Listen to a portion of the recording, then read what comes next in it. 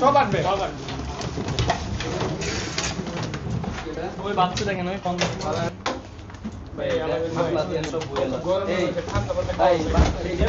করা হয়ে থাকে এবং সেখান থেকে যদি আরো কিছু উদ্ধার হয়ে থাকে সেগুলো আমরা সরাসরি এই সিমগুলো যে তথ্য আমরা এখন পর্যন্ত পেলাম 1000 টাকা দিয়ে 20টি সিম তারা ক্রয় করতে।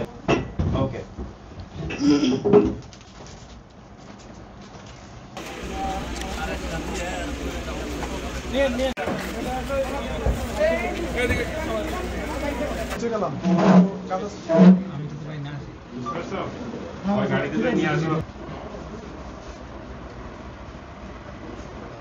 আমাদের সাথে র্যাবসাতের আভিযানিক দলের সাথে এনটিএমসি এবং বিটিএসসির একটি টিমও আজকে রয়েছে। মেনলি তাদের প্রযুক্তিগত তথ্যের ভিত্তিতে এবং আমাদের গোয়েন্দা তথ্যের ভিত্তিতে আজকে আমরা হালিশহর বি ব্লকে আবাসিক এলাকায় অভিযানটি পরিচালনা করেছি। আমাদের তথ্য ছিল যে একটা বাসার থেকে অবৈধভাবে ভিওআইপি বিজনেস পরিচালনা করা হচ্ছে। তো সেই তথ্যসূত্র ধরে আজকে আমাদের এই অভিযানটা পরিচালনা করা এবং আমরা আজকের এই অভিযানে একজন অভিযুক্ত ব্যক্তিকে আটক করতে সক্ষম হয়েছি এবং সেই সাথে আমরা বিপুল পরিমাণে ভিওআইপি ব্যবসার সাথে জড়িত ইকুইপমেন্টস ক্যাপচার করতে সক্ষম হয়েছি।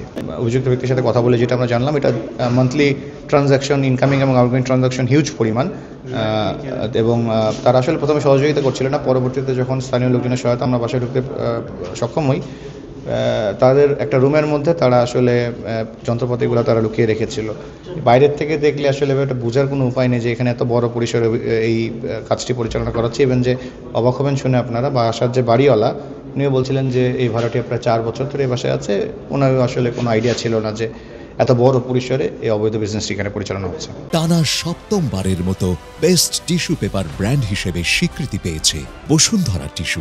ইন্টারনেটের মাধ্যমে যে কথা আমরা যে এক দেশ থেকে আরেক দেশে বলি, মূলত ওইটাই। এখন এতে সরকারের রাজস্ব আমরা নির্ধারণ করে দিই বিটিআরসি থেকে, যে প্রতি মিনিট কলে কোন দেশে কত টাকা হবে।